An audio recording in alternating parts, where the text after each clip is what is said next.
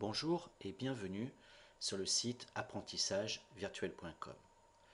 Comment améliorer notre interaction avec le logiciel Excel?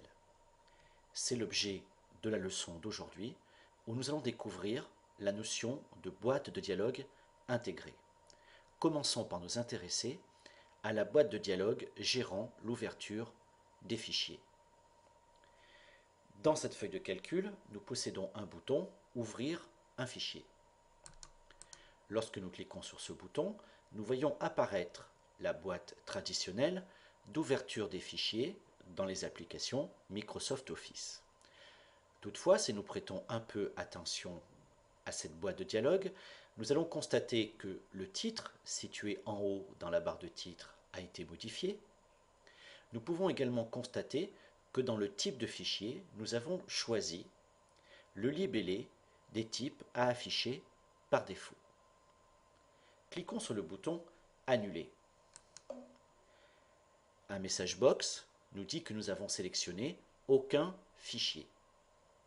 Cela vient probablement du fait que nous avons géré l'erreur se produisant en cliquant sur le bouton « Annuler » de la boîte de dialogue.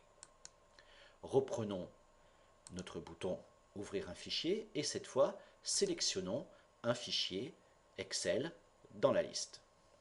Cliquons sur le bouton « Ouvrir ».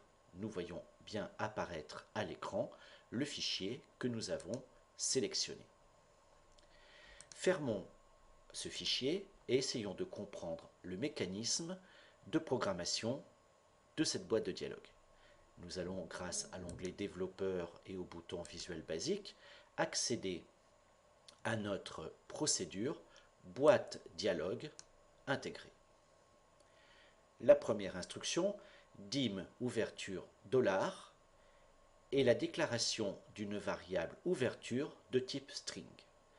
$, derrière le nom d'une variable, est effectivement un raccourci pour éviter l'utilisation de la fonction asString. Nous voyons ensuite onErrorGoTo mes erreurs, c'est-à-dire la déclaration de l'étiquette mes erreurs pour gérer les erreurs éventuelles de programmation.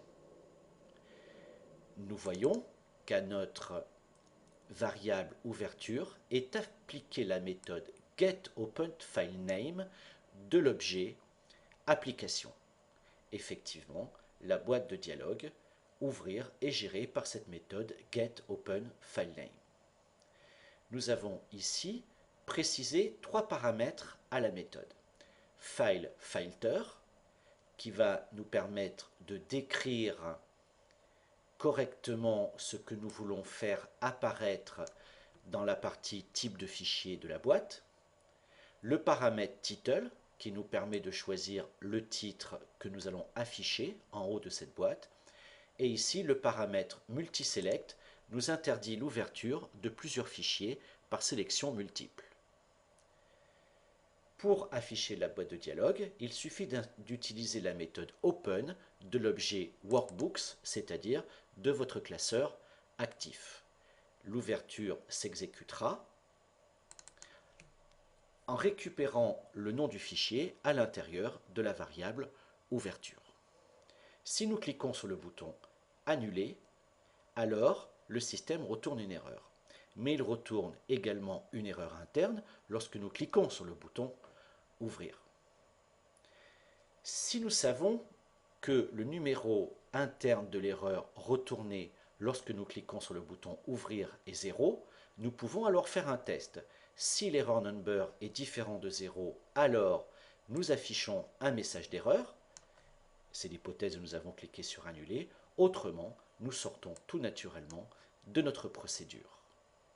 Voilà, cette leçon est à présent terminée. Merci de l'avoir suivie et à bientôt pour une nouvelle leçon.